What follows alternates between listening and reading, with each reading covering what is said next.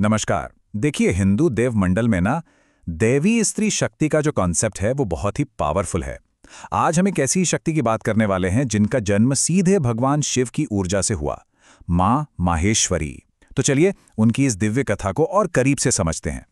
तो सवाल ये उठता है कि मां माहेश्वरी आखिर हैं कौन? अगर बिल्कुल सीधे शब्दों में समझें तो वो देवी दुर्गा का ही एक ऐसा रूप है जो भगवान महेश मतलब कि शिव उनकी सारी अद्भुत ऊर्जा को अपने अंदर समेटे हुए हैं। कह सकते हैं कि वो शिव तत्व के तेज, उनकी शक्ति और सौभाग्य, इन सब का एक मिला जुला एक बहुत ही अद्भुत स्वरूप हैं।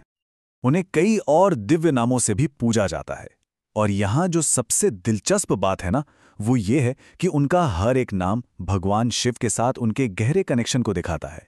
जैसे रुद्राणी, ये नाम आया शिव के रुद्र रूप से, माहेश्वरी महेश से, और शिव शक्ति मतलब शिव की अपनी शक्ति।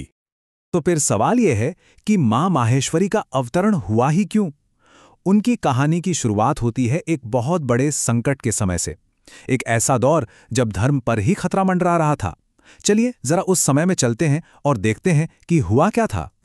हुआ ये कि एक समय था जब शुंभ और निशुंभ नाम के दो दैत्य राजाओं ने अपने सेनापतियों के साथ मिलकर तीनों लोकों में, जिसे कहते हैं ना, आतंक मचा दिया था। उनकी ताकत इतनी ज्यादा बढ़ गई थी कि देवता तक उनसे डरने लगे थे। हर तरफ बस अराजकता, डर का माहौल था। अब जब कोई और रास्ता बचा ही नहीं तो सारे देवता भागे भागे भगवान शिव की शरण में पहुंचे। उन्होंने प्रार्थना की, उन्होंने गुहार लगाई कि हे महादेव, हमें एक ऐसी शक्ति चाहिए जो बिल्कुल आपकी तरह, आपकी अपनी शक्ति की तरह ही अजय हो, विनाशकारी हो, ताकि इस अधर्म का जड़ से नाश किया जा सके। और बस देवताओं के इसी पुकार के जवाब में कहानी में एक जबरदस्त मोड़ आता है। ये वो पल था जब मां माहेश्वरी का अवतरण हुआ।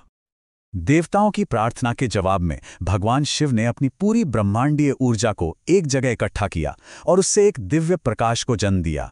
और जब ये प्रकाश देवी पार्वती की शक्ति से मिला तो एक ऐसा अद्भुत, एक ऐसा तेजस्वी रूप प्रकट हुआ जो थी मां माहेश्वरी। जरा उनके स्वरूप को देखिए, ये तो पूरी तरह से शिव का ही प्रतिबिंब है। माथे पर वो अर्धचंद्र, हाथों में त्रिशूल और डमरू, गले में नाग और सवारी के लिए नंदी बैल। ये सब क्या दिखाता है? यही कि वो शिव से अलग हैं ही नहीं, बल्कि उन्हीं की शक्ति का स्त्री रूप हैं। तो ठीक है, वो आ तो गईं, लेकिन उनके आने से हुआ क्या? अब हम उनके उस पराक्रम को देखेंगे जिसने देवताओं के सारे संकट को एक झटके में खत्म कर दिया और धर्म को फिर से स्थापित किया। कहानी कुछ यूं है कि युद्ध भूमि में धूम्रलोचन नाम का एक असुर था। वो अपने गुस्से से पहाड़ों तक को जला रहा था, लेकिन मां माहेश्वरी ने, उन्होंने कोई गुस्सा नहीं दिखाया, कोई उग्रता नहीं। वो बिल्कुल शांत रहीं और उन्होंने सिर्फ एक हुंकार भरी, सिर्फ एक, और उसी एक हुंकार में वो असुर जलकर भस्म हो गया। ये है शक्ति का असली संतुलन। और बस यही तो मां माहेश्वरी का असली सार है। वो संहार और शांति दोनों की देवी हैं। मतलब उनके अंदर भयानक विनाश करने की क्षमता है, लेकिन उनका मन वो हमेशा अडिग और शांत रहता है। और उनका यही स्थिर लेकिन प्रचंड रूप, इसी ने असुरों की पूरी सेना में खौफ भर दिया था। लेकिन ये कहानी सिर्फ देवताओं और असुरों की लड़ाई की नहीं है। इसके बहुत गहरे आध्यात्मिक मायने हैं, ऐसे मायने जो हम सबके जीवन से कहीं ना कहीं जुड़ते हैं। चलिए अब ये समझते हैं कि उनका ये स्वरूप हमें सिखाता क्या है। माना जाता है कि जो साधक उनकी पूजा करते हैं, मां माहेश्वरी उन्हें सिर्फ बाहरी सुरक्षा नहीं देती, बल्कि अंदरूनी ताकत भी देती हैं। वो एक ऐसा अटूट मनोबल देती हैं, दिव्य ज्ञान देती हैं, ध्यान में गहराई लाती हैं और हर तरह के डर से मुक्ति का वरदान देती हैं। और इन सब से साधक को शिव के असली सार यानी शिव तत्व का अनुभव होता है। तो आखिर में ये सारी बातें हमारे लिए क्या मायने रखती हैं?